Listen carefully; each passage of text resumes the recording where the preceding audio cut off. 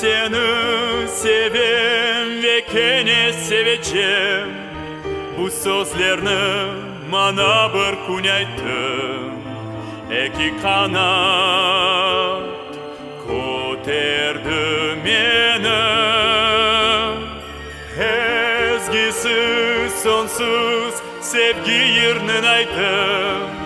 Yüzün elin gözlerinin nuru.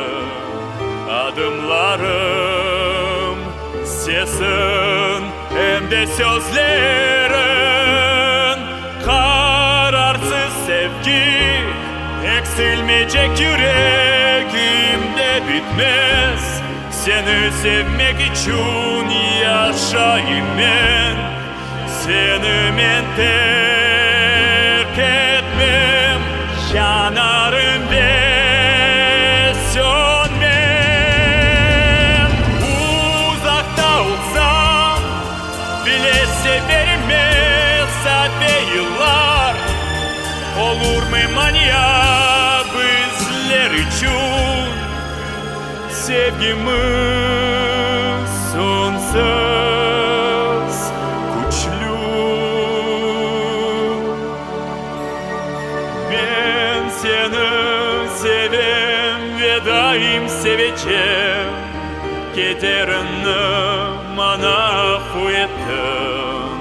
Ebedilik sırrını açtın. Kararsız sevgi eksilmeyecek sonsuz.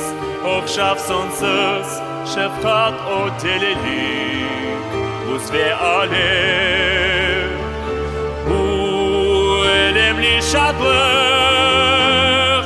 Dar kalır duman. Gün şavlesin seper kalbim yansa. Sen derdime derman sevgi yener. O yokluknu yener. O koklerden ener. Ben eminim tek sevgi için dünya alem mevcut. Her nefesim olur senin adın. Er adım ve er umut daima.